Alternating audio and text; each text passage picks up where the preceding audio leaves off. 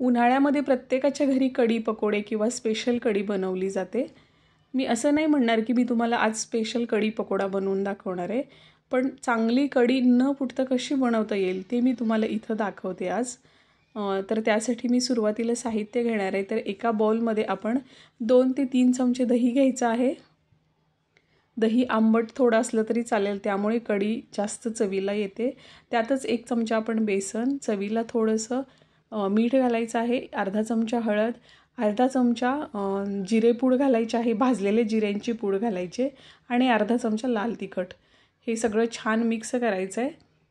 आता थोडंसं पाणी टाकून याला चांगलं सुटसुटीत बॅटर बनवायचं आहे, जसं की त्याच्यामध्ये गोळे वगैरे बिलकुल राहिले नाही पाहिजे. इथे जर आपण दही आणि बेसनचं पीठ व्यवस्थित मिक्स केलं ना, त्याच्यामध्ये गाठी जर नाही राहिल्या तर आपण जेव्हा फोडणी घालतो ना तेव्हा हे व्यवस्थित कढी बनली जाते आणि गाठी पण त्या कढीमध्ये राहत नाही आहेत. आता हे बॅटर तयार आहे, त्याला साईडला ठेवू आणि आता आपण भजी बनवूयात अगोदर. त्यासाठी परत आपण इथे 2 चमचे बेसन पीठ घ्यायचं आहे. बेसन पीठमध्ये आपण 1 कांदा चिरून टाकायचा आहे. त्यामध्येच अर्धा चमचा हळद घालायचे, चवीप्रमाणे मीठ घालूया, लाल तिखट घालायचे अर्धा चमचा आणि ही कोथिंबीर.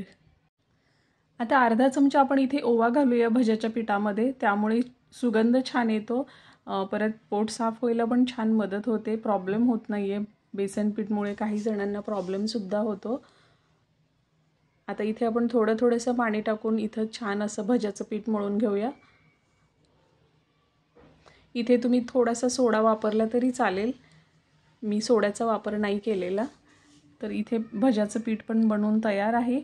हे पीठ आपण साईडला ठेवू आणि आता इथे आपण कढीसाठी मसाला बनवूया. त्यासाठी मिक्सरच्या भांड्यामध्ये 7-8 लसणाच्या पाकळ्या, 1 इंच आलं, 1 मिरची टाकूया यामध्ये, अर्धा चमचा जिरे आहेत आणि 1 चमचा आपण इथे धने टाकायचे आहेत.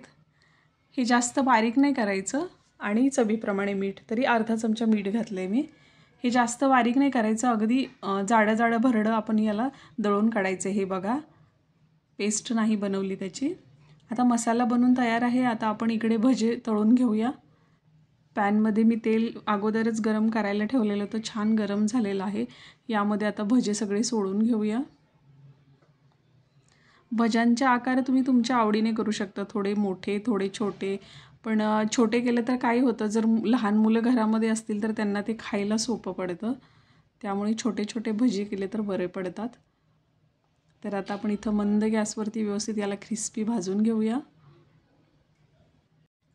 उन्हाळ्यामध्ये कढी पकोडा हा 1 नंबर रेसिपी आहे, कारण प्रत्येकाच्या घरी मला वाटतं बनलाच जातो. उन्हाळ्याचे दिवस असतात आणि दही खाल्लेलं चांगलं असतं, त्याच्यातला आंबटपणा असतो तो शरीरामध्ये गेलेला चांगला असतो. तर आमच्याकडे तर मला वाटतं दही पकोडे हे सतत वेळोवेळी बनले जातात उन्हाळ्यामध्ये. किंवा प्लेन कढीसुद्धा आम्ही सारखी बनवतो, भाताबरोबर खायला छान लागते ती, किंवा कोरडी अशीच तुम्ही ताकासारखी पिली तरी चालतं. आता भजे बनवून तयार आहेत. आपण इकडे कढीला फोडणी घालूया. त्यासाठी कढईमध्ये मोठे 2 चमचे तेल घालायचे, 1 चमचा मोहरी घालायची आहे. मोहरी छान अशी तडतडली तर लगेच अर्धा चमचा इथे जिरे आणि आपण जो मसाला वाटलेला होता तो इथे टाकायचा.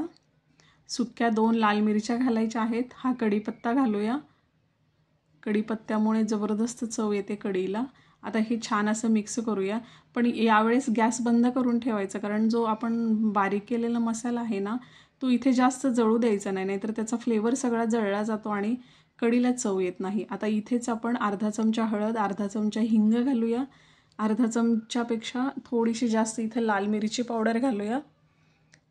हे मसाले गॅस बंद असताना छान मिक्स करून घेऊया, कारण तेल ऑलरेडी मस्त तापलेलं असते कडकडीत. आता त्यामध्ये हे कढीचं आपण बॅटर बनवले ते टाकून घेऊ आणि गॅस चालू करूया. आता आपण यामध्ये आपल्या गरजेप्रमाणे पाणी टाकायचं आहे.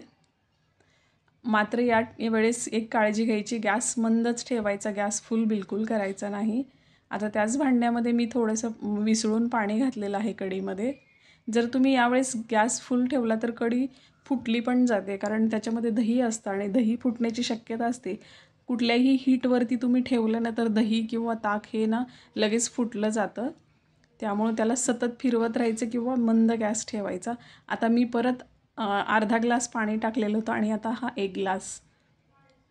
म्हणजे जवळजवळ माझ्याकडे 3 ग्लास पाणी झालं आहे कढीमध्ये. आता हे बघा तुम्ही, कन्सिस्टन्सी कशी पातळ झालेली आहे एकदम, आणि मला अशीच हवी आहे. तुम्हाला थोडंसं जाडसर हवं असेल तर थोडंसं पाणी कमी घाला. आता याला मंद गॅसवरती आपण शिजवून घ्यायचं आहे. त्यासाठी आता सुरुवातीला आपण इथे भजे टाकून घेऊया. भजे टाकल्यावर सुद्धा गॅस आपला मंदच पाहिजे. आता व्यवस्थित इथं आपण याला हळूहळू शिजवून घ्यायचं आहे. 1-2 ते 3 मिनटं, जास्त वेळ नाही. मस्त दिसायला लागलेत बघा तुम्ही, कलरसुद्धा बघा. आता मी इथं अर्धा चमचा परत मीठ घातले, कारण अगोदर पण 2 वेळा मीठ पडलेलं आहे, जेव्हा आपण बारीक मसाला केला तेव्हा आणि भज्यामधलं मीठ. त्यामुळे इथे जास्त मीठ व्हायला नको म्हणून मी अर्धाच चमचा घातले. तर तुम्ही बघू शकता उकळी छान आलेली आहे.